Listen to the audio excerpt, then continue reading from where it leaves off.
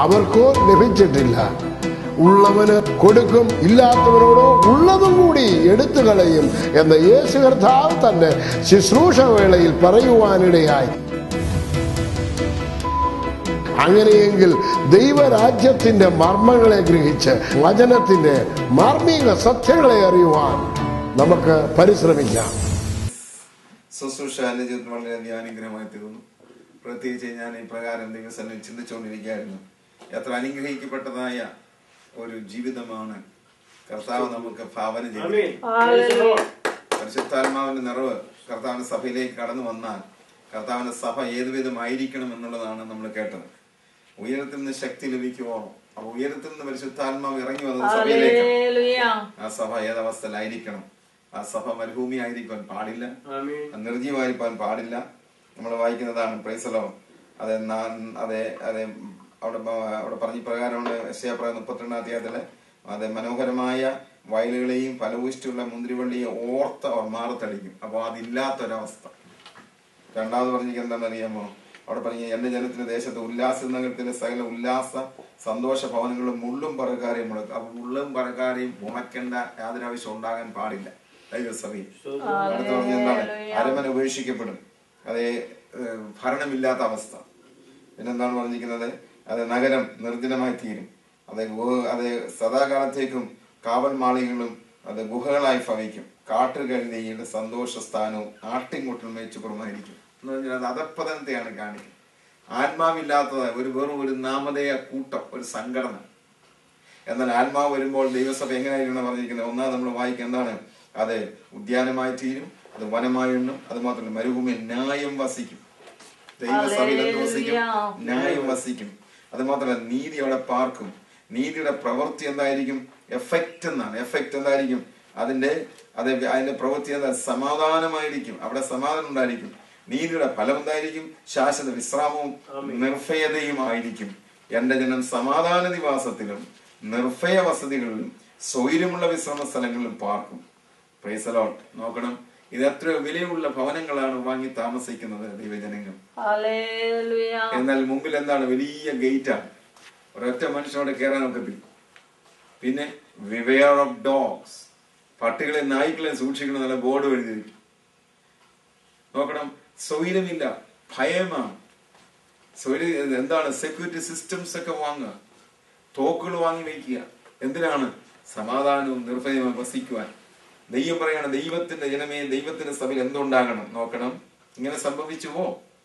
ദൈവത്തിന്റെ ആത്മാവ് സഭയിലേക്ക് ഇറങ്ങി വന്നപ്പോൾ ഉയരത്തിൽ നിന്ന് ശക്തി ലഭിച്ചപ്പോൾ എന്താണ് സംഭവിച്ചത്? അപ്പോസ്തലർ 2-ാം അധ്യായം നോക്കിക്കേ. അതിലെന്താണ്? പരിശുദ്ധാത്മാവിടെ മേൽ വന്നു കഴിഞ്ഞു. അതെ, അവർ ദൈവത്തിന്റെ ഉപദേശം കൈക്കൊണ്ടു, അവരുടെ വാക്കുകൊണ്ടേക്ക് സ്നാനമേറ്റു. അന്ന് 3000-ഓളം പേർ അവരോട് ചെറിഞ്ഞാണ് സഭ രൂപീകരിക്കുന്നത്. പുതിയ ഇനത്തിൽ ആദ്യത്തെ സഭ രൂപീകരിക്കുന്നത്. അവിടെ എന്താണ് ഉണ്ടായത്? അവർ അപ്പോസ്തലർ ഉപദേശം കേട്ടു, അവർ കൂട്ടായ്മ ആചരിച്ചു, അപ്പം നുറുക്കിയും പ്രാർത്ഥന കഴിച്ചു പോന്നു. എത്ര സന്തോഷം! അടുത്തത്, എല്ലാവർക്കും ഭയമായി, ജനങ്ങൾക്കെല്ലാം ഭയമാണ്. നോക്കണം, ഇപ്പൊ പറഞ്ഞല്ലോ, നമ്മളെ കണ്ടാലും അവര് പേടിക്കും, നമ്മള് പേടിക്കില്ല. ജനങ്ങൾക്കെല്ലാം ഭയമായി. അപ്പോസ്തലന്മാരാൽ ഏറിയ അത്ഭുതങ്ങളും അടയാളങ്ങളും നടന്നു. വിശ്വസിച്ചവർ എല്ലാവരും ഒരുമിച്ചിരുന്നു, സകലം പൊതുവെ എന്ന് എണ്ണുകയും. നോക്കണം, ഒരു കോമ്പറ്റീഷൻ ഇല്ല, പ്രിജുഡിസ് ഇല്ല, അസൂയയില്ല. എന്താണ്? സമാധാനമാണ്, നീതിയാണ്, ന്യായമാണ്. ഇതാണ് ദൈവസഭ. പരിശുദ്ധാത്മ വന്നു കഴിഞ്ഞപ്പോ നോക്കണം ദൈവമക്കളെ എങ്ങനെ തീർന്നു എന്നുള്ളതാണ്. അടുത്തത് എന്താണ് പറഞ്ഞിരിക്കുന്നത്? എല്ലാവരും സകലം പൊതുവെ എന്ന് എണ്ണുകയും ജന്മഭൂമികളും വസ്തുക്കളും വിറ്റ് അവനവൻ ആവശ്യമുള്ളതുപോലെ എല്ലാവർക്കും പങ്കിടുകയും. നോക്കട്ടെ, എല്ലാവരും ഒരുപോലെ എന്താണ് അതിന്റെ ഫലം അനുഭവിക്കുകയാണ്. നീതിയും ന്യായവും സമാധാനവും എന്താണ് അനുഭവിക്കുകയാണ്. സ്വസ്ഥത അനുഭവിക്കുകയാണ്, വിശ്രമം അനുഭവിക്കുകയാണ്. ജനങ്ങൾക്ക് അന്നത്തെ കമ്മ്യൂണിറ്റി ഒറ്റ വ്യക്തിക്കും ജോലി എന്നുള്ള ഭാരമില്ല, എന്ത് കഴിക്കുന്നുള്ള ഭാരമില്ല, എന്തായി തീരുന്നുള്ള ഭാരമില്ല. എവിടെ കാരണം എന്താണ്? എല്ലാവരുടെയും ആവശ്യം അവിടെ നിറവേറ്റപ്പെട്ടു. ഇതാണ് ദൈവത്തിന്റെ കമ്മ്യൂണിറ്റി. നോക്കണം, പഴയ നിയമസഭയിൽ തന്നെ ഏറെ പറയ്ക്കുവാൻ ഏറെയും കുറെ പറയ്ക്കുവാൻ കുറവും കണ്ടില്ല. അളന്നപ്പോൾ ഒരുപോലെയാണ്. ദൈവം എപ്പോഴും ഈക്വാലിറ്റിയാണ് ആഗ്രഹിച്ചത് ദൈവത്തിന്റെ സഭയിൽ. അതാണ് ന്യായവും നീതിയും നടപ്പാകണം. ഇന്ന് ഏറെ പറയ്ക്കാൻ ഏറും ദൈവസഭയിൽ ഒന്നുമില്ലാതെ ദാരിദ്ര്യം അനുഭവിച്ച് പട്ടിണി കിടന്ന് മരിക്കുന്ന ആൾക്കാരുണ്ട്. Price the Lord. നമ്മുടെ കണ്ണുകൾ തുറക്കപ്പെടുന്നില്ല. എന്നാൽ അവിടെ അങ്ങനല്ല. പരിശുദ്ധാത്മാവിന്റെ വന്നു കഴിഞ്ഞാൽ എന്തുണ്ടാകും? Price the Lord. അതേ ഉല്ലാസമായ നഗരമായി മാറണം, ഉല്ലാസിത നഗരമായി മാറണം. ഇതൊരു ഗാർഡനായി, ഒരു പൂന്തോട്ടമായി മാറണം. എന്ന് പറഞ്ഞാൽ എല്ലാ പൂന്തോട്ടത്തിലും എല്ലാം ഒരുപോലെ പൂവുള്ളതാണ്. പൂവില്ലാത്തതിനെ പറിച്ച് വെട്ടിക്കളയും. അതാണ് പൂന്തോട്ടം. മനോഹരമാണ്. അവിടെ എന്തുണ്ട്? വാസനയുണ്ട്. അവിടെ വണ്ടുകൾ വരും, അവിടെ ചിത്രശലഭം വരും, അവിടെ തേനീച്ച വരും. കാരണം എന്താണ്? അവിടെ പകരപ്പെടുന്നതായ മാധുര്യമേറിയായ അനുഭവങ്ങളുണ്ട്. പ്രിയ തോട്ടമാണിത്. ഇത് അടയ്ക്കപ്പെട്ട തോട്ടമാണെന്നാണ്. ഇവിടെ സുഗന്ധം പരക്കുന്നതായ അത് എന്താണ് പറഞ്ഞത്? പിന്നെ പ്രിയ നീ വരിക. ഇങ്ങനെ എന്താണ്? ഈ തോട്ടത്തിൽ നിന്ന് സുഗന്ധം രാജാവ് കർത്താവിന് വേണ്ടി, നാഥന് വേണ്ടി പുറപ്പെടുന്ന തോട്ടമാണ്. ഇതെങ്ങനെയാണ് സുഗന്ധമായി തീരുന്നത്?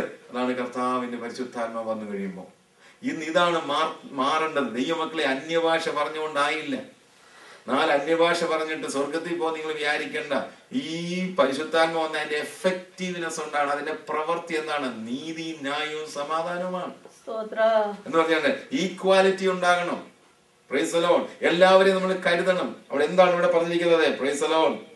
അവര് സകലം പൊതുവെ എണ്ണുകയും ജന്മഭൂമിയുള്ള വസ്തുക്കളും വിറ്റ് അവന് ആവശ്യമുള്ളത് പോലെ എല്ലാവർക്കും പങ്കിടുകയും ചെയ്തു. സഭയുള്ള എല്ലാവരെയും ഒരുപോലെ കരുതുവാൻ കഴിയുമോ? Price the Lord. നമുക്ക് അന്യഭാഷ പറയാൻ എളുപ്പമാണ്. എന്നാൽ നമ്മൾ ചെയ്യേണ്ട കാര്യം വരുമ്പോൾ നമുക്ക് ചിലത് സാക്രിഫൈസ്, ചില വിടുവാൻ കൊണ്ട് കഴിയുമോ? ഇതാണ് പരിശുദ്ധാത്മാവിന്റെ എഫക്ട്. വെറുതെ പരിശുദ്ധാത്മാവിന് വേണ്ടി പ്രാർത്ഥിക്കരുത്. പരിശുദ്ധാത്മാവ് വന്നു കഴിഞ്ഞാൽ അതിന്റെ എഫക്ട് നമ്മൾ മനസ്സിലാക്കണം. വളരെയാണ്. ഇത് സീരിയസ് മാറ്ററാണ്. Praise the lord. വിട്ട് കളയേണ്ടി വരും. നമ്മൾ ചില മുറുകെ പിടിക്കുന്നതിന് വിട്ട് കളയേണ്ടി വരും. നമ്മൾ ചിലതിന് എന്ത് സാക്രിഫൈസ് വരും. നമ്മൾ ചിലതിനെ ഉപേക്ഷിക്കേണ്ടി വരും. നമ്മൾ ചിലതിനെ റിജക്ട് ചെയ്യേണ്ടി വരും. നമ്മൾ ചിലതിനെ റെഫ്യൂസ് ചെയ്യേണ്ടി വരും. നമ്മളെ തിരസ്കരിക്കേണ്ടി വരും. വേണ്ടെന്ന് വെക്കേണ്ടി വരും. Price the Lord. നമ്മൾ ചിലതിനെ ഷെയർ ചെയ്യേണ്ടി വരും. നമ്മൾ ചിലതിനെ വിട്ടുകൊടുക്കേണ്ടി വരും. ഇത് കൊടുക്കാൻ വെക്കുമോ? ഇവിടെ എന്താ വായിക്കുന്നത് അറിയാമോ? അടുത്ത് നോക്കിക്കേ. അവർ ദിനം പ്രതി ഒരുമനപ്പെട്ട് ദേവാലയത്തിൽ കൂടി വരികയും. ഇതാണ് പരിശുദ്ധാത്മാവിന്റെ എഫക്ട്. ഇതാണ് വനമായി മാറിയാൽ, ഇതാണ് പൂന്തോട്ടമായി മാറിയാൽ ദൈവമക്കൾ എന്ത് ചെയ്യും? ഒരുമനപ്പെട്ട് വരും. Price the Lord. എന്തിനാണ്? ദിനം പ്രതി ദൈവത്തിന്റെ ആലയത്തിൽ കൂടി വരികയും അപ്പം നുറുക്കിക്കൊണ്ട് ഉല്ലാസവും ഹൃദയ പരമാർത്ഥതയും പൂണ്ട് ഭക്ഷണം കഴിയും. നോക്കിക്കേ. ഇതല്ലേ കർത്താവ് പറഞ്ഞത് ഉണ്ടാകുമെന്ന്? എന്താണ്? ശാശ്വതവാസം, നിർഭയമില്ലാത്മ, സ്വസ്ഥത, വിശ്രാമം. ഇതാണ് ഉണ്ടായത് ദൈവസഭയിൽ. ഇന്നെവിടെ പോയി? ഇന്ന് ദൈവമക്കളുടെ ഇടയിൽ നിന്ന് എവിടെ പോയി? ഇന്ന് പണം എല്ലാവർക്കും ഉണ്ട്, സെക്യൂരിറ്റി സിസ്റ്റം ഉണ്ട്, ഒരു വീടല്ല അനേക വീടുകളുണ്ട്. ഈ പട്ടണത്തിൽ തന്നെ നമ്മുടെ സഭയിലുള്ള വിശ്വാസികൾക്ക് ഒരു വീട് ഇല്ലായിരിക്കുമ്പോൾ ആ സഭയിൽ തന്നെയുള്ള ആൾക്കാർക്ക് പല വീടുകളുണ്ട്. അത് നീതിയാണോ? ന്യായമാണോ? ഇവിടെ പരിശുദ്ധാത്മാവ് എന്ത് വരുമെന്ന് പറഞ്ഞ് നീതി ന്യായവും അതാ സഭയിൽ നടക്കേണ്ടത്. പരിശുദ്ധാത്മാവ് അഭിഷേകം ഇവിടെ പോയി. അഭിഷേകം കൊണ്ട് എന്ത് ചെയ്യും? താഴെ വായിക്കുക എന്താണ്? നോക്കിക്കേ. അവർ ഉല്ലാസം, ഭക്ഷണം കഴിക്കുകയും ഉല്ലാസം കൊണ്ട് ദൈവത്തെ സ്തുതിക്കുകയും ചെയ്തു. അതുപോലെ സകല ജനത്തിന്റെ കൃപ അനുഭവിക്കും. ഇന്ന് ദൈവമക്കൾ സകല ജനത്തിന്റെ കൃപ അനുഭവിക്കുന്നുണ്ടോ? നമ്മുടെ കമ്മ്യൂണിറ്റിയെ കണ്ടിട്ട്, നമ്മുടെ ചർച്ചിനെ കണ്ടിട്ട് മറ്റുള്ള നമ്മളെ പുകഴുകയാണോ? അവർ നമ്മളെ കല്ലെറിയുകയാണ്? അവർ നമ്മളെ ചീത്ത പറയുകയാണോ? അവർ നമുക്കെതിരെ കേസ് കൊടുക്കുകയാണോ? അതോ അവർ പറയണേ അവരെന്തോ ഒരു ഉല്ലാസമാണ്, അവിടെ സന്തോഷം കണ്ടു, അവിടെ സ്നേഹം കണ്ടില്ലേ, അവർ തമ്മിൽ ഷെയർ ചെയ്ത് കണ്ടില്ലേ എന്ന് പറയാൻ എന്തുകൊണ്ട് കഴിയുന്നില്ല? ഇപ്പോൾ പരിശുദ്ധാത്മാവിന്റെ അഭിഷേകമാണോ നമുക്ക് ലഭിച്ചിരിക്കുന്നത്? ആണെങ്കിൽ ഇതാണ് ഉണ്ടായത്. ഇതാണ് 4-ാം അധ്യായം നോക്കി 32-ാം വാക്യം നോക്കി. വീണ്ടും പറഞ്ഞിരിക്കുകയാണ്. ചിലർ പറയൂ 2-ാം അധ്യായത്തിൽ ഒരിക്കൽ സംഭവിച്ചതാണ്, അങ്ങനെയൊക്കെ ചെയ്ത് വലിയ മണ്ടത്തരമാണ്, അപ്പോസ്തലന്മാർക്ക് ഏറ്റവും വലിയ മണ്ടത്തരമാണ്, അതുകൊണ്ടാണ് ഇസ്രായേലിൽ ക്ഷാമം ഉണ്ടായത്, ഒടുവിൽ യെരുശലേമിൽ ക്ഷാമം ഉണ്ടായപ്പോൾ മറ്റുള്ളവർ സഹായിക്കണം. ദൈവമക്കളെ വെറുതെ എക്സ്ക്യൂസ് പറയാൻ വചനം പറഞ്ഞ എന്താ?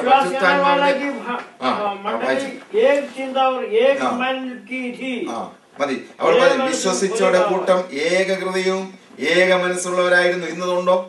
തനിക്കുള്ളതൊന്നും സ്വന്തമെന്ന് ആരും പറഞ്ഞില്ല. ഇന്നത് പറയാറുണ്ടോ? ഇതാണ് പരിശുദ്ധാത്മാവിന്റെ അങ്ങനെ അവർ പറഞ്ഞില്ല. അങ്ങനെ ആരും പറഞ്ഞില്ല. സകേല അവർക്ക് എന്തായിരുന്നു? പൊതുവകയായിരുന്നു. ഇതാണ് പെന്തിക്കോസിന്റെ എഫക്ട്. ഇതാണ് ദൈവത്തിന്റെ ആത്മാ ഉയരത്തിന് ശക്തി വന്നുള്ള എഫക്ട്. ഇതാണ് അതിന്റെ പ്രവൃത്തി. ഇതാണ് ശാശ്വത നിവാസം, ഇതാണ് സ്വസ്ഥത, ഇതാണ് വിശ്രമം. ഇതൊന്ന് പഠിപ്പിക്കാമോ?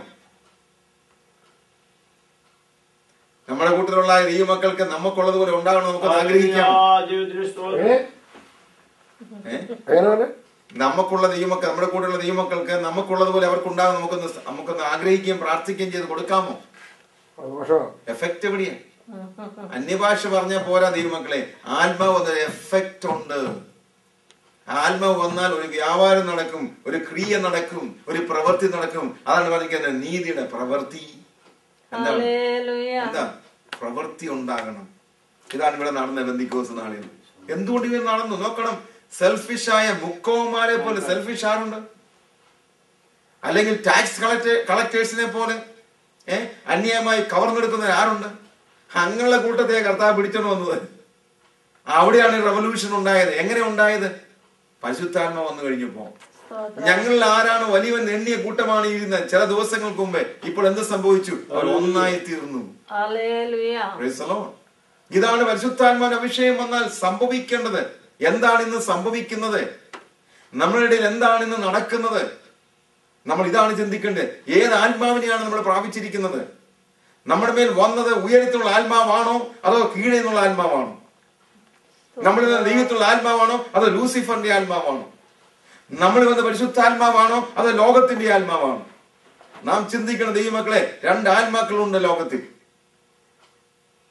നമ്മൾ ദൈവം വ്യക്തമായി പറയുന്നത് നാം ദൈവത്തിലുള്ള ആത്മാവിനെയാണോ പ്രാപിച്ചിരിക്കുന്നത് അതോ ഈ ലോകത്തിന്റെ ആത്മാവിനെയാണോ, ഈ പിശാചിന്റെ ആത്മാവിനെയാണോ? അതാണ് സ്വാർത്ഥത. എവിടെയും സ്വാർത്ഥത. അതുകൊണ്ടാണ് നമ്മുടെ ജീവിതം ഇങ്ങനെ ആയിരിക്കുന്നത്, അല്ലെ? ഇന്ന് നമ്മൾ കമ്പയർ നോക്കി. ഇതാണ് പരിശുദ്ധാത്മാ ഇറങ്ങി വന്നപ്പോൾ സംഭവിച്ച. ഇതാണ് എന്റെ വേദവസ്തമല്ല, നമ്മളെല്ലാം വായിക്കുന്ന വേദവസ്തം ഇങ്ങനെ എഴുതിയിരിക്കുന്നത്. ഒരു പ്രാവശ്യമല്ല, 2 പ്രാവശ്യം. ഇവിടെ എന്താ വായിക്കുന്നത്? കാട്ട് വായിച്ചു നോക്കിക്കേ. അവരെന്ത് മുട്ടുള്ളവനാരും അവരുടെ ഉണ്ടായിരുന്നില്ല. നിലങ്ങളുടെയോ വീടുകളുടെയോ ഉടമസ്ഥന്മാരായൊക്കെയും അവയെ വിറ്റ് വില കൊണ്ടുവന്ന് അപ്പോസ്തലന്മാരുടെ കാൽക്കൽ വെക്കും. പിന്നെ ഓരോരുത്തരെ അവനവന്റെ ആവശ്യം പോലെ വിഭാഗിച്ചു കൊടുക്കുക. എവിടെ നടന്നു? പെന്തിക്കോസ് നാളിൽ പരിശുദ്ധാത്മ വന്നപ്പോൾ സഭയിൽ നടന്നു. അതാണ് നീതിയുടെ ഫലം. അതാണ് അവിടെ എഫക്റ്റ് എന്ന് പറഞ്ഞിരിക്കുന്നത്. Praise the lord. അനോയിന്റിങ്ങിന്റെ എഫക്റ്റ്. പരിശുദ്ധാത്മ വന്നു കഴിഞ്ഞാൽ എന്തുണ്ടാകും? വനമായി മാറും, പൂന്തോട്ടമായി മാറും. അടുത്ത വാക്യം എന്താണ്? പ്രബോധനപുത്രൻ എന്ന അർത്ഥമുള്ള ബർന്നബാസ് എന്ന അപ്പോസ്തലന്മാരൻ മറുപേർ വിളിച്ച കുപ്രദ്വീപുകാരനായ യോസഫ് എന്ന ലേവിൻ തനിക്കുണ്ടായിരുന്ന നിലം വിറ്റ് പണം കൊണ്ടുവന്ന അപ്പോസ്തലന്മാരുടെ കാൽക്കൽ വെച്ചു. പലപ്പോഴും ഞാൻ ദൈവദാസന്മാരോട് ചോദിച്ചിട്ടുണ്ട്, എന്തുകൊണ്ടാണ് നമ്മുടെ അത് അന്ന് ചെയ്ത് മണ്ടത്തരമാണ്, അവർ ചെയ്ത് മണ്ടത്തരം. ഇതാ നമ്മൾ പഠിപ്പിക്കുന്നു. യെരുശലേമിലെ വിശ്വാസം ചെയ്ത മണ്ടത്തരം. പരിശുദ്ധാത്മാ വന്നാൽ മണ്ടത്തത്തിന്റെ ആത്മാവ് അല്ലേ, അതോ ജ്ഞാനത്തിന്റെ പരിജ്ഞാനത്തിന്റെ ആത്മാവാണ്? അവിടെ മേൽ വന്ന മണ്ടത്തരത്തിന്റെ ആത്മാവായിരുന്നു, ജ്ഞാനത്തിന്റെ ആത്മാവായിരുന്നു. ദൈവം അവരുടെ കൂടെ, പരിശുദ്ധാത്മാവുടെ കൂടെ അവരെ നയിച്ചുകൊണ്ടിരിക്കുന്ന ഒരു കാലയളവ്. എങ്ങനെ പറയാൻ തക്കണം സാധിക്കും? ഈ തീരുമാനം സഭയിലേക്ക് വന്നത് എങ്ങനെ ദൈവത്തിന്റെ ആത്മാവിന്റെ അല്ലെന്ന് എങ്ങനെ പറയാൻ സാധിക്കും? ഇതാണ് ദൈവം ഉണ്ടാക്കിയ കമ്മ്യൂണിറ്റി, ഇതാണ് ദൈവം ഉണ്ടാക്കിയ സഭ. അതായിരുന്നു ലോകത്തെ എഫക്ട് ചെയ്തത്, അതായിരുന്നു ലോകത്തിൽ അത് ഉപ്പായി മാറിയത്, അതായിരുന്നു വെളിച്ചമായി മാറിയത്, അതാണ് ഇൻഫ്ലുവൻസ് ചെയ്യുന്ന കമ്മ്യൂണിറ്റി. ഇതിനെ മാറ്റം വന്നിട്ട് ഇന്ന് സ്വാർത്ഥത പറഞ്ഞ ഒരു സംഘടന. ഇവിടെ എങ്ങനെ ജീവിക്കാം? സ്വർഗത്തിൽ ചെല്ലുമ്പോൾ എനിക്ക് മതി എന്നുള്ള വിചാരത്തിൽ അങ്ങ് സ്വർഗീയരായി ജീവിക്കുകയാണ്. എന്നാൽ ഇവിടെ പ്രാക്ടിക്കലായിട്ട് നമുക്ക് ലൈഫില്ല. നമുക്ക് എത്ര കൺസേണും നമ്മൾ ചിന്തിക്കേണ്ടി വരും. നമ്മൾ ചിന്തിക്കണം. നമ്മൾ പരിശുദ്ധാത്മാവിന്റെ അഭിഷേകത്തിന് വേണ്ടി പ്രാർത്ഥിക്കുകയാണ്. പരിശുദ്ധാത്മ കഴിഞ്ഞ ദിവസം ദൈവദാസൻ പറഞ്ഞു, it's very costly thing, you have to pay a price. ഇതിനൊരു വില കൊടുക്കണം. വില കൊടുക്കാൻ തയ്യാറല്ല, ഇതിനെ പുറകെ ഇറങ്ങിത്തിരിക്കുക. ദൈവാത്മാ പറയുന്ന പോലെ ചെയ്യാൻ നമ്മൾ തയ്യാറല്ലെങ്കിൽ അഭിഷേകത്തിന് വേണ്ടി നമ്മൾ പ്രാർത്ഥിക്കരുത്. കാരണം എന്താണ്? ഇനി നോക്കി, അല്പകാലം കഴിഞ്ഞപ്പോൾ, ഒരു 10-20 കൊല്ലമേ കഴിഞ്ഞുള്ളൂ, സഭയ്ക്ക് എന്ത് പറ്റി? എന്താ പറ്റി നോക്കി? 6 നമ്മൾ വായിച്ച കഴിഞ്ഞ ദിവസം ഇവിടെ അപ്പോസ്തലൻ പൗലോസ് എഴുതുകയാണ്, സഹോദരന്മാരെ ഒന്നിച്ചു ആത്മാവിന്റെ എഫക്റ്റ് ആകുക, ഐക്യതയിലും ഏകസ്വരൂപത്തിലും ഏകാത്മാവിലും ഏക മനസ്സിലും ഇരുന്ന ദൈവമക്കൾക്ക് അങ്ങനെ ആരംഭിച്ച സഭയ്ക്ക് എന്താ സംഭവിച്ചത്? കൊരിന്തിൽ എഴുതുമ്പോൾ എന്താ പറഞ്ഞിരിക്കുന്നത്? സഹോദരന്മാരെ, നിങ്ങൾ എല്ലാവരും ഒന്ന് തന്നെ സംസാരിക്കുകയും നിങ്ങളിൽ ഭിന്നത ഭവിക്കാതെ ഏക മനസ്സിലും ഏകാഭിപ്രായത്തിലും യോജിച്ചിരിക്കുകയും വേണമെന്ന് ഞാൻ നിങ്ങളെ കർത്താവ് യേശുക്രിസ്തുവിൽ പ്രബോധിപ്പിക്കുന്നു. എന്താ വന്നത്? ഡിവിഷൻ.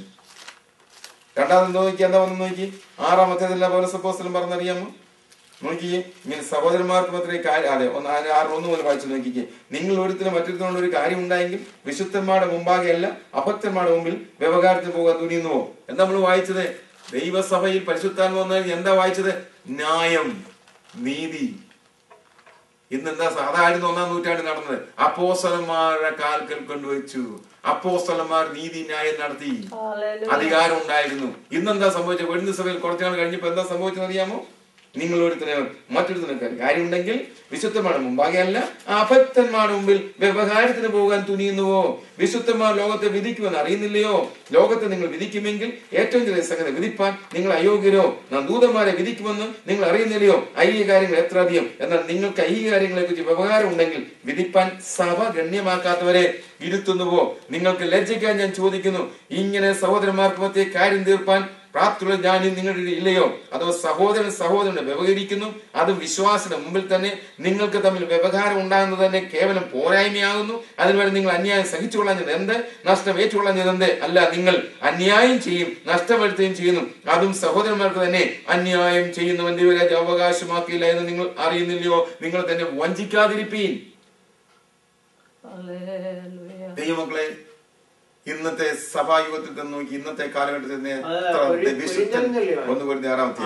ഒന്ന് മുതൽ എത്ര വിശുദ്ധന്മാരാണ് വിശുദ്ധന്മാർക്കെതിരെ കേസ് കൊടുത്തിട്ട് കോർട്ടിൽ പോയിട്ട് വക്കീലിന് പുറകെയും ലോയേഴ്സിന്റെ പുറകെയും അറ്റോർണിയുടെ പുറകിലും അത് ജഡ്ജിന്റെ പുറകിലും കോർട്ടിൽ സമയം കഴിക്കുന്നു. എത്രമാത്രം ദൈവത്തിന്റെ പണമാണെന്ന് അന്യായമായി ചെലവഴിക്കുന്നു. ദൈവത്തിന്റെ ആത്മാ ചോദിക്കുകയാണ്, ദൈവത്തിന്റെ പരിശുദ്ധാത്മ ഉയരത്തിൽ വന്നു കഴിഞ്ഞാൽ എന്തുണ്ടാവുന്നതാണ്? നീതിയും ന്യായവും അവിടെ ഉണ്ടാകും. ഇതായിരുന്നു 1-ാം നൂറ്റാണ്ടിൽ ഉണ്ടായി. ഇതാണ് അപ്പോസ്തലന്മാരുടെ കാലത്ത് ഉണ്ടായത്. ഒരൊറ്റ പ്രശ്നം ഉണ്ടായപ്പോൾ എന്ത് ചെയ്തെന്ന് അറിയാമോ? നമ്മൾ വായിച്ചു. എന്താണ്? അനന്യാസും സഫീറും താഴെ വീണ് ചത്തു. ഭാര്യയെ പോലും കാണിക്കാതെ ഭർത്താവിനെ കുഴിച്ചിട്ടു. ഭാര്യയെ പോലും കാണിച്ചില്ല, ഡെഡ് ബോഡി. അതാണ് നീതി, അതാണ് ന്യായം. ദൈവരാജ്യത്തിന്റെ നീതി ന്യായം. പരിശുദ്ധാത്മാവ് വന്നാലുള്ള പ്രവർത്തനം നോക്കണം, വ്യത്യാസം നോക്കണം. എന്നാൽ അല്പം കാലം കഴിഞ്ഞപ്പോൾ എന്തു പറ്റി? ഇപ്പൊ കോർട്ടിൽ പോയി. സഹോദരനും സഹോദരനും തമ്മിൽ എന്താണ്? കോർട്ടിലേക്ക് പോവുകയാണ്. ദൈവനും പറയാണ്, നമ്മൾ ചതിക്കരുത് നമ്മളെ തന്നെ. അന്യായം ചെയ്യുന്ന ദൈവരാജ്യം അവകാശമാക്കത്തില്ല. ദൈവരാജ്യത്തിൽ നമ്മൾ പ്രവേശിച്ചതല്ലേ? നമ്മൾ ഇന്ന് ദൈവരാജ്യത്തിലല്ലേ ജീവിക്കുന്നത്? വീണ്ടും ജനിച്ചപ്പോൾ ദൈവരാജ്യത്തിൽ വന്നു. ദൈവത്തിന്റെ ഭരണമാണ് നടക്കുന്നത്. എന്നാൽ ഭാവിയിൽ നമ്മൾ എന്ത് ചെയ്യും? ദൈവരാജ്യം അവകാശമാക്കി ക്രിസ്തുവിനോട് നമ്മൾ വാഴണം. അത് ഫ്യൂച്ചർ ആസ്പെക്ട്സ് ആണ്. ആ ആസ്പെക്റ്റിൽ നമ്മൾ, ആ വശത്തിൽ നമ്മൾ കർത്താവിനോട് വാഴാൻ നമ്മൾ അത് അവകാശമാക്കണം. അതെല്ലാവർക്കും അത് കിട്ടത്തില്ല. ഇങ്ങനെ ജീവിച്ചാൽ അവർക്ക് കിട്ടത്തില്ലെന്ന് വേദപുസ്തകം പറയുന്നു. അതിന് തെളിവെന്താണ്? പഴയ സമയം നോക്ക്. അവര് പെസഹ കഴിച്ച് എന്ത് ചെയ്തു? സ്നാനപ്പെട്ട് ദൈവരാജ്യത്തിൽ പ്രവേശിച്ചു. എന്നാൽ അവർ അവകാശമാക്കിയില്ല. അവകാശമാക്കിയോ? രണ്ടുപേരൊഴിച്ച് ആരും അവകാശമാക്കിയില്ല. അവരെ മരുവിൽ പട്ടു. അത് നമ്മുടെ ബുദ്ധിമുട്ട് എഴുതിയിരിക്കുകയാണ്. ദൈവമക്കളെ, നാം ദൈവരാജ്യത്തിൽ പ്രവേശിച്ചു, നാം ദൈവരാജ്യത്തിൽ നിന്ന് ജീവിക്കുന്നു. എന്നാൽ നമ്മൾ എത്ര പേര് അത് അവകാശമാക്കും? കർത്താവ് വാഴുമ്പോൾ അവകാശമാക്കും. ആക്കണമെങ്കിൽ ഈ പരിശുദ്ധാത്മാവിന്റെ ന്യായം, എഫക്ട് നമ്മളുടെ ഉള്ളിൽ ഉണ്ടാകും. ഈ അഭിഷേകത്തിന്റെ, അതിനാണ് പരിശുദ്ധാത്മാവ് തന്നിരിക്കുന്നത്. അഭിഷേകം കൊണ്ട് ഉണ്ടാകുന്ന രൂപാന്തരം നമുക്ക് ഉണ്ടാകുന്നില്ല എങ്കിൽ, അഭിഷേകം കൊണ്ട് നമ്മുടെ ജീവിതത്തിൽ അത് കർത്താവിനെ പോലെ നാം ആകുന്നില്ല എങ്കിൽ, അഭിഷേകം കൊണ്ട് ദൈവം ആഗ്രഹിച്ച നിലയിൽ സഭ വലുതാൻ പൂർണ്ണതയിലേക്ക് വരുന്നില്ല എങ്കിൽ, തീർച്ചയായിട്ടും അതാണ് വചനം നമ്മൾ പഠിക്കുന്നത്. അതിനാണ് ഈ ലേഖനങ്ങൾ മുഴുവൻ പൗലോസ് എഴുതി വെച്ചിരിക്കുന്നത്. കുഞ്ഞുങ്ങളെ നിങ്ങൾ അങ്ങനെ ചെയ്യരുത്, കുഞ്ഞുങ്ങളെ നിങ്ങൾ അങ്ങനെ ചെയ്യരുത്, കുഞ്ഞുങ്ങളെ നിങ്ങൾ ഇങ്ങനെ ചെയ്യരുത്. കാരണം എന്താണ് നിങ്ങൾ ദൈവരാജ്യത്തിലാണ്. ദൈവമാണ് നിങ്ങളെ ഭരിക്കുന്നതെങ്കിൽ, പരിശുദ്ധാത്മാവ് നിങ്ങളെ ഭരിക്കുന്നതെങ്കിൽ ഇങ്ങനെയായിരിക്കണം. എങ്ങനെയായിരിക്കണം? സ്നേഹത്തിൽ നടക്കണം, ക്ഷമിക്കണം, കയ്പുണ്ടാകാൻ പാടില്ല, ദുർനടപ്പുണ്ടാകാൻ പാടില്ല, അശുദ്ധി ഉണ്ടാകാൻ പാടില്ല, ദൈവാഗ്രഹ വിഗ്രഹം പാടില്ല. അങ്ങനെ ചെയ്യുന്നവർ എന്ത് ചെയ്യത്തില്ല? അവകാശമാക്കത്തില്ല. എന്ന് പറഞ്ഞാൽ എന്താണ്? നമുക്ക് ക്രിസ്തുവിനോട് വാഴ്ചയുണ്ട്. ദൈവമക്കളെ, 1000 ആണ്ട് ഈ ഭൂമിയിൽ രാജാക്കന്മാരായി രാജാതി രാജാവിനോട് വാഴുന്നതായ വലിയ ഭാഗ്യ പദവി, ആ വിളി ആർക്കാണ് തന്നിരിക്കുന്നത്? സഭയ്ക്കാണ്. ജയിക്കുന്നത് എന്നോടുകൂടെ കർത്താവിന്റെ സിംഹാസനം വാഴുന്ന ഒരു അവസ്ഥയുണ്ട്. അത് ഫീച്ചറാണ്. ഇന്ന് നമ്മൾ വാഴുകയാണ് ദൈവരാജ്യത്തിൽ. ഇന്ന് വീണ്ടും ദൈവരാജ്യത്തിൽ നമ്മൾ പ്രവേശിച്ചു, നമ്മളിത് കണ്ടു, വാഴുന്നു. എന്നാൽ നമുക്ക് എന്തുണ്ടാകണം? ഈ കാലഘട്ടത്തിൽ ഇതിനാണ് അഭിഷേകം. നമുക്കൊരു ട്രാൻസ്ഫോർമേഷൻ നടക്കണം. ചേഞ്ച് ഉണ്ടായിട്ട് നമ്മളിൽ നിന്ന് മാറേണ്ട മുഴുവൻ മാറിയിട്ട് നമ്മൾ എങ്ങനെ തീരണം? ഇതിന്റെ നീതിയും ന്യായവും വെളിപ്പെടണം. എന്റെ വാക്കുകളെ ഞാൻ പഴയ നിയമത്തിൽ ഒന്നുകൊണ്ട് വാക്യങ്ങൾ ഓർപ്പിച്ചിട്ട് അവസാനിപ്പിക്കാം. പഴയ നിയമത്തിൽ എസെക്കിയാലിന്റെ പുസ്തകത്തേക്ക് നോക്കിക്കേ. എസെക്കിയാലിന്റെ പുസ്തകം 1-ാം അധ്യായം അതിന്റെ 12 അത് 20-ാമത്തെ വാക്യം വായിക്കുമ്പോ പ്രൈസ് ദി ലോർഡ്, ദൈവത്തിന്റെ ആത്മാവിന്റെ പ്രവർത്തനം ദർശനം അത് എസെക്കിയാൽ പ്രവാചകൻ കണ്ടു കഴിഞ്ഞപ്പോൾ എന്താ സംഭവിച്ചെന്ന് നോക്കിക്കേ. പ്രൈസ് ദി ലോർഡ്, 2 കാര്യങ്ങൾ നമുക്ക് കാണാം ഈ ദർശനം നടക്കുന്നത്. ഇവിടെ 4 ജീവികളും ഒരു ചക്രവും നോക്കിയപ്പോൾ നിലത്ത് ജീവികളുടെ അരികെ 4 മുഖത്തിനും നേരെ ഓരോ ചക്രം കണ്ടു. ചക്രങ്ങളുടെ കാഴ്ചയും പണിയും പുഷ്പരാഗത്തിന്റെ കാഴ്ച പോലെയായിരുന്നു. അവയ്ക്ക് 4നും ഒരു ഭാഷ തന്നെയായിരുന്നു. അവരുടെ കാഴ്ചയും പണിയും ചക്രത്തിൽ കൂടി മറ്റൊരു ചക്രം ഉള്ളതുപോലെയായിരുന്നു. 12 അവ ഓരോന്നും നേരെ മുൻപോട്ട് പോകുമ്പോൾ അവ തിരിയാതെ ആത്മാവിന് പോകേണ്ടിടത്തേക്ക് തന്നെ. നിങ്ങൾ ശ്രദ്ധിച്ച് വായിക്കണം. അഭിഷേകം വന്നാൽ എങ്ങനെ പോകുന്ന അറിയാമോ?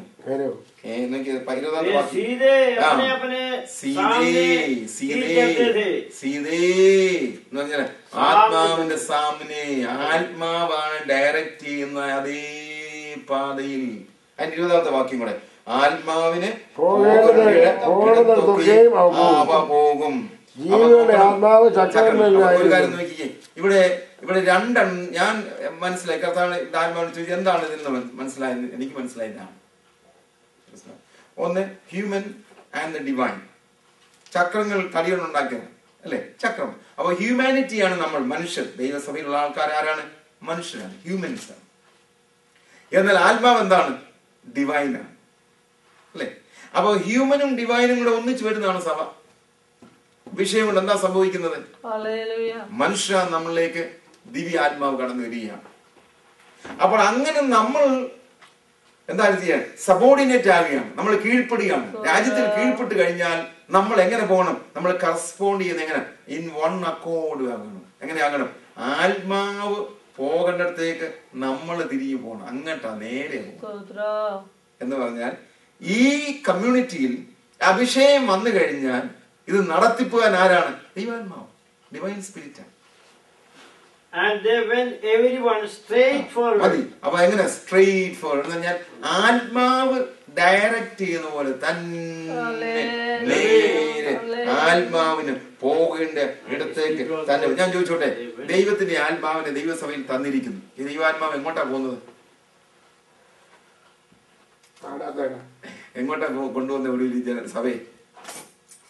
എലിയാസറിനെ ദൈവം അതെ അബ്രഹാം അയച്ചു. എങ്ങോട്ട് അയച്ചു?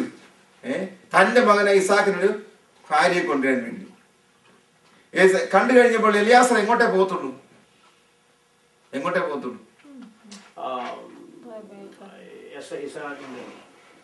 അബ്രഹാമിന്റെ വീട്ടിലേക്ക്. ആ ഒരൊറ്റ പർപ്പസ് വേണ്ടി അയച്ചത്. ദൈവത്തിന്റെ ആത്മാവിനെ ദൈവസഭയിൽ എന്താ തന്നിരിക്കുന്നത് അറിയാമോ? യേശു ക്രിസ്തുവിനെ പോലെ ഒരു കൂട്ടത്തെ തേജസ്സിന്റെ പുത്രന്മാരെ വാർത്തെടുത്ത് യേശുവിനെ കൊണ്ട് ഒരുക്കി കൊടുക്കാൻ. സെൻട്രാലിറ്റി കർത്താവാണ്. ദൈവത്തിന്റെ പുത്രനാണ് രാജ്യം കൊടുത്തിരിക്കുന്നത്. രാജ്യം ഭരിക്കാമെന്ന പുത്രനാണ്. ലോകത്തിന്റെ രാജ്യത്ത് നമ്മുടെ പുത്രൻ ക്രിസ്തുനായി തീർന്നിരിക്കുന്നു. സകലത്തെ ഇരുമ്പ് പോലുണ്ട് ഭരിക്കുന്ന ഒരു ഭരണം ദൈവസഭയ്ക്കുണ്ട്. അപ്പോൾ അതിനുവേണ്ടി ഒരുക്കുവാൻ വേണ്ടി പരിശുദ്ധാത്മാവിനെ സഭയെ നൽകിയിരിക്കുമ്പോൾ പരിശുദ്ധാത്മാവ് പോകുന്നത് എന്ന് പറഞ്ഞാൽ പരിശുദ്ധാത്മാവിന്റെ പർപ്പസ് എന്തോ അതായിരിക്കണം ഈ സഭയിലുള്ളവർ ചെയ്യുന്നത്. ആത്മാവ് പോകുന്നിടത്തെ പോകാം. ആത്മാവിന്റെ ലക്ഷ്യം എന്താണ് ഇന്ന് ആത്മാവിന്റെ ലക്ഷ്യം? യേശുവിനെ നമുക്ക് തിരിക്കുക, യേശുവിനെടുത്ത് ജനങ്ങൾക്ക് കൊടുക്കുക, യേശുവിനെ കാണിച്ചു കൊടുക്കുക, ജനങ്ങളെ യേശുവിന്റെ രാജ്യത്തിലേക്ക് കൊണ്ടുവരിക. ജനങ്ങൾ എന്ത് ചെയ്യാണ്? പാപബോധം കൊടുത്ത്, നമ്മൾ കേട്ടോലെ പാപത്തെക്കുറിച്ച്, ക്രിസ്തുവിൽ വിശ്വസിക്കാത്ത പാപത്തെ കുറിച്ചുള്ള ബോധം കൊടുത്തിട്ട് ക്രിസ്തുവിന്റെ രാജ്യത്തിൽ കൊണ്ടുവരിക. രാജ്യത്തിൽ കൊണ്ടുവരെ ഒരുക്കി ക്രിസ്തുവിന് വേണ്ടി മണവാട്ടിയാക്കി ഒരുക്കിയെടുക്കുക. ആത്മാവ് പോകുന്നിടത്തെ പോകാൻ പാടുള്ളൂ. ഇന്ന് ആത്മാവിനെ വിട്ട് നമ്മൾ എവിടേക്കാ പോകുന്നത്? നമ്മൾ വളരെ സൂക്ഷിക്കണം. രണ്ടാമതായിട്ട് എന്താണ്? രണ്ടാമത് നോക്കിക്കേ, ഇവിടെ വായിക്കുന്ന വേറൊരു വാക്യം കൂടെ എസെക്കിയേൽ പ്രവചനത്തിൽ നമുക്ക് കാണാൻ സാധിക്കുന്നത് 2:2.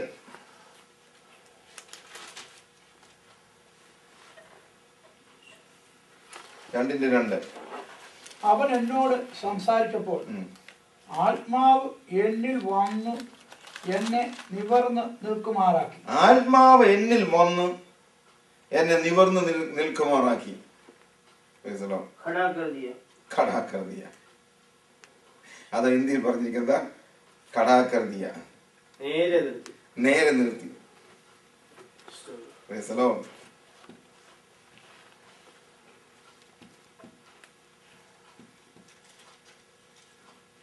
അത് 2-3 പ്രാവശ്യം പറഞ്ഞിട്ടുണ്ട് വേറെ. അതിന്റെ 3:24 വായിച്ചെനിക്ക്. അപ്പോൾ ആത്മാവ് എന്നിൽ വന്നു എന്നെ നിവർന്ന് നിൽക്കുമാറാക്കി. ദൈവത്തിന്റെ ആത്മാവ് വന്നു കഴിഞ്ഞാൽ ദൈവമക്കളെ, നമ്മുടെ കൺവിക്ഷൻ ദൈവത്തിന്റെ വചനത്തിൽ, ദൈവത്തിന്റെ സത്യത്തിൽ നമ്മൾ എങ്ങനെ നിർത്തും? നിവർന്ന് നിൽക്കുമാറാക്കും. ഇതാണ് ഇന്ന് സംഭവിക്കാൻ. അഭിഷേകം കൊണ്ട് ദൈവം എന്താ ആഗ്രഹിക്കുന്ന അറിയാമോ? നമ്മൾ വളഞ്ഞൊടിഞ്ഞ് എഫേസ്യരുടെ 4-ാമത്തെ പറഞ്ഞ എന്താ അറിയാമോ? കാറ്റിനാൽ അലയുന്നായ, അവിടെ പറഞ്ഞ എന്താണ്? ഉപദേശത്തിന്റെ കാറ്റിനാൽ അലഞ്ഞു പോകുന്നായ, വലഞ്ഞുപോയ, ചഞ്ചലപ്പെടുന്നായ ശിശുക്കളായിരിക്കാൻ. കൊരിന്ത്യത്തിൽ എന്താ സംഭവിച്ചത്? കൊരിന്ത്യർക്ക് അത് തന്നെയാണ് സംഭവിച്ചത്. ഇവിടെ പറഞ്ഞ എന്താണ് പറഞ്ഞിരിക്കുന്നത്? 4-ാമത്തെ പറഞ്ഞ ഇപ്രകാരമാണ്: ഉപദേശത്തിന്റെ ഓരോ കാറ്റിനാൽ അലഞ്ഞുഴലുന്ന ശിശുക്കളായിരിക്കാതെ സ്നേഹത്തിൽ സത്യം സംസാരിച്ചുകൊണ്ട് എന്ത് ചെയ്യും? നമ്മൾ ഉറച്ചു നിൽക്കും. നമ്മൾ കഴിഞ്ഞ ദിവസം കേട്ടല്ലോ എന്താണ്? 5 വിധമായ പോരാട്ടം നമുക്ക് ആഞ്ഞടിക്കുമ്പോ ഫേസിലേനെ 6-ാമത്തെ എന്താ വായിച്ചത്? പിശാചുവിന്റെ തന്ത്രങ്ങളും വാഴ്ചകളും അധികാരങ്ങളും ലോകത്തിൽ ദുഷ്ടാത്മ അധികാരികളും അതുപോലെ സ്വർഗ്ഗലോകത്തിൽ ദുഷ്ടാത്മ സേനകളിലും നമ്മൾ എന്താണ്? നമ്മൾ കുലുങ്ങാതെ ഉറച്ചു നിൽപ്പാൻ കഴിയേണ്ടത്. സകലവും സമാപിച്ചിട്ട് ഉറച്ചു നിൽപ്പാൻ കഴിയണം. ഇതാണ് നമ്മളെ സ്ട്രെയിറ്റ് ആയിട്ട് ദൈവത്തിന്റെ സത്യം ഇതാണെന്നുള്ള കൺവിക്ഷൻ കിട്ടിക്കഴിഞ്ഞാൽ അതിൽ ഉറച്ചു നിൽപ്പാൻ കഴിയും. ഞാൻ എല്ലാ കാര്യം അഗ്രി ചെയ്യുന്നതിൽ തന്നെയും ഐ റിയലി അപ്രീഷിയേറ്റ്. എന്താണെന്ന് അറിയാം, തന്റെ കൺവിക്ഷൻ തന്നെ എങ്ങനെ നിൽക്കുന്നത്?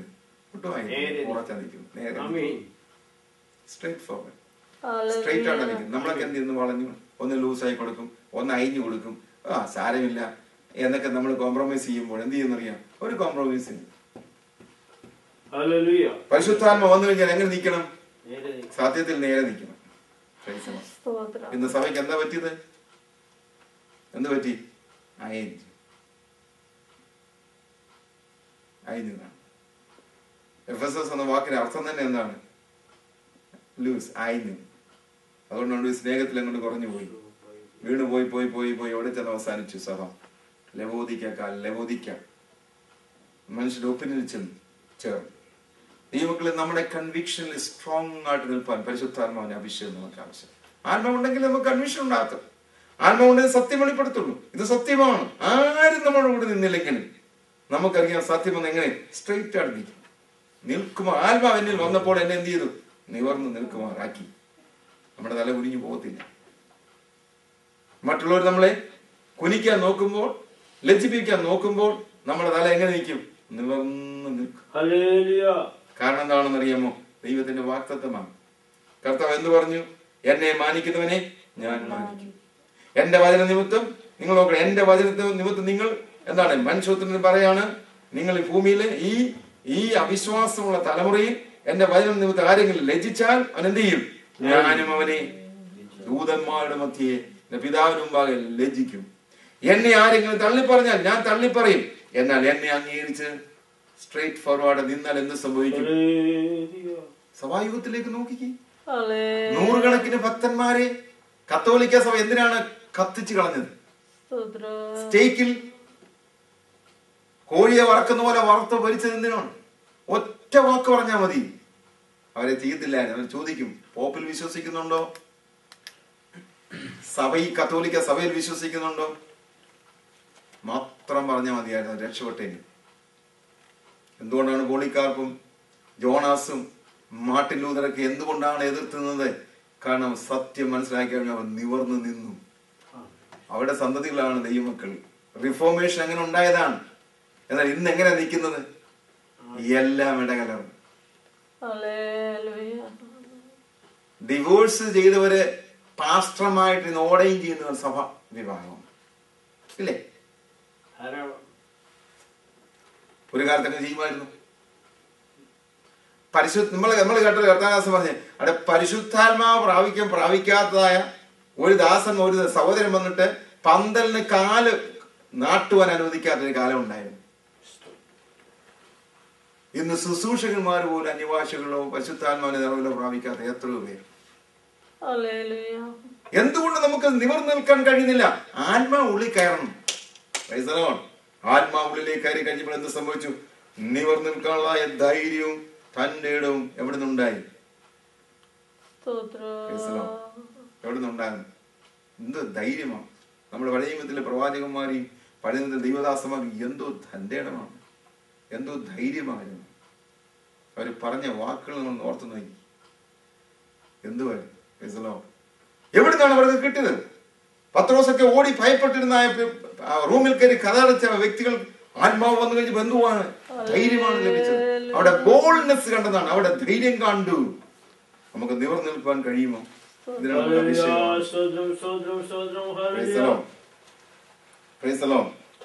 ആത്മാവ് വന്നു കഴിഞ്ഞപ്പോൾ നിവർന്നു നിൽക്കുമാറാക്കി. ആത്മാവ് നമ്മളെ നേരെ നടത്തുമാറാക്കണം.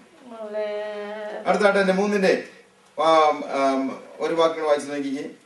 12-ാമത്തെ വാക്യം, 3:12. Then the Spirit took me up, and I heard behind me a voice of a great rushing. മതി. ഇവിടെ പറഞ്ഞ ആത്മാവ് എന്നെ എന്ത് ചെയ്തു? എടുത്തു.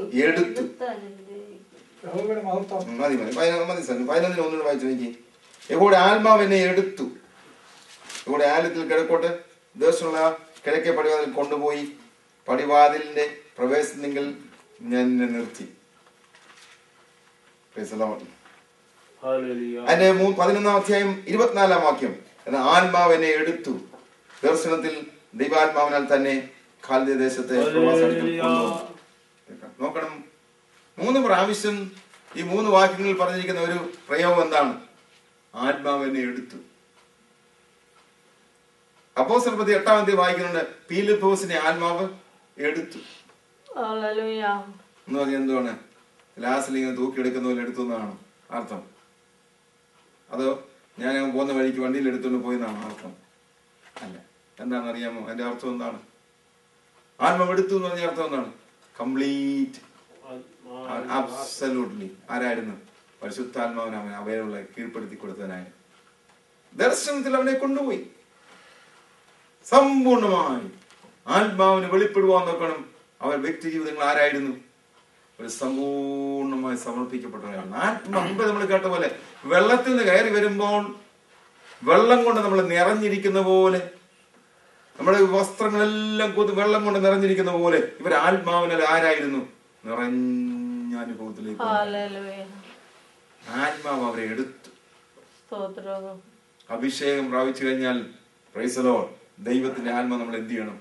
എടുക്കത്തേക്കണം. Praise the Lord.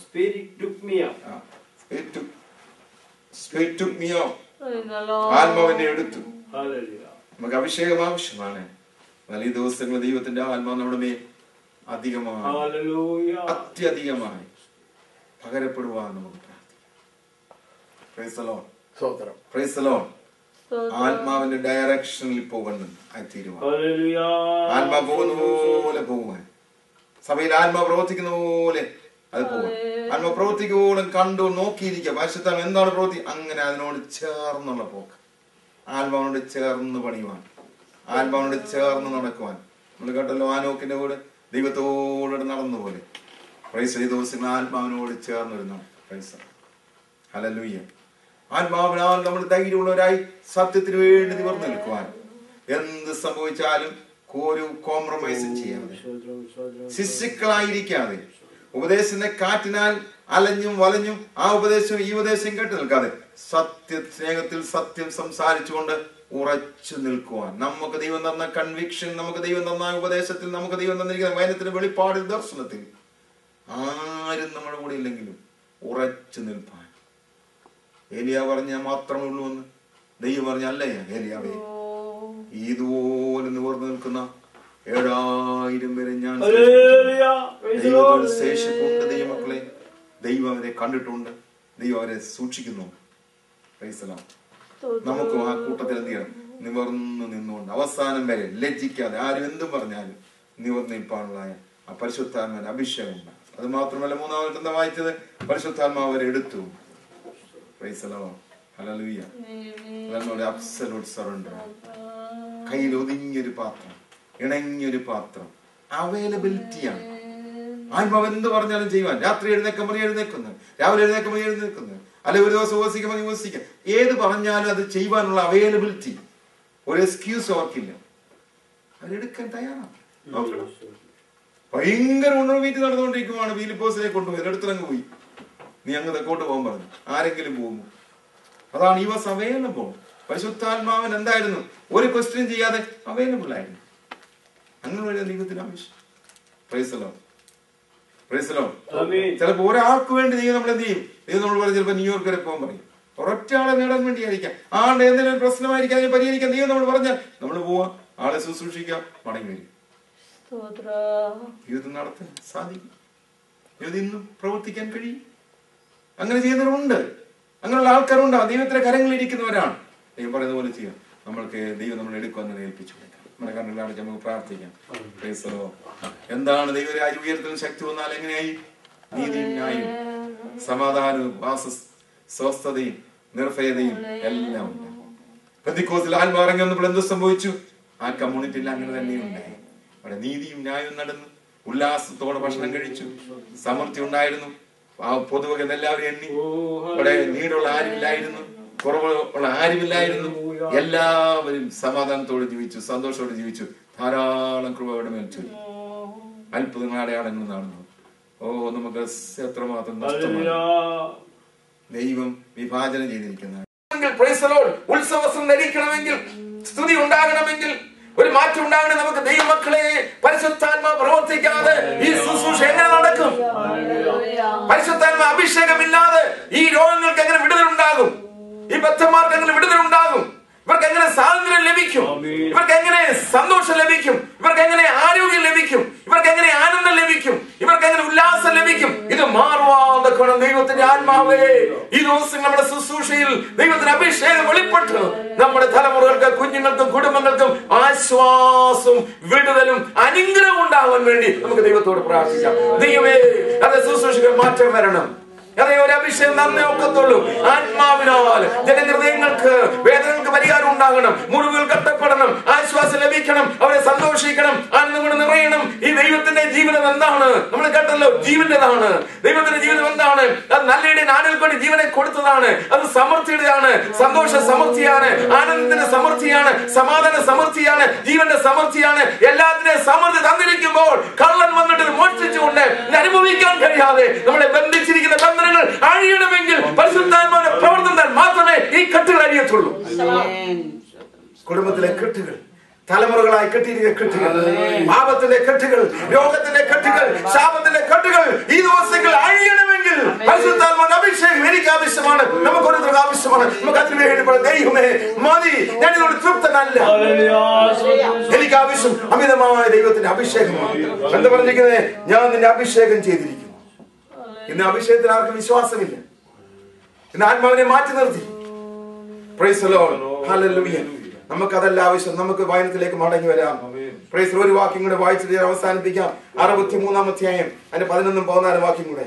63-ാം അധ്യായം അതിന്റെ 11. അപ്പോൾ അവന്റെ ജനം മോശയുടെ കാലമായ പുരാതന കാലം ഓർത്തു പറഞ്ഞത്, അവരെ തന്റെ ആടുകളുടെ ഇടയനോടുകൂടെ സമുദ്രത്തിൽ നിന്ന് കരയേറ്റുമാറാക്കിയവൻ എവിടെ? അവിടെ ഉള്ളിൽ തന്റെ പരിശുദ്ധാത്മാവിനെ കൊടുത്തവൻ എവിടെ? 1-ാം വാക്യം.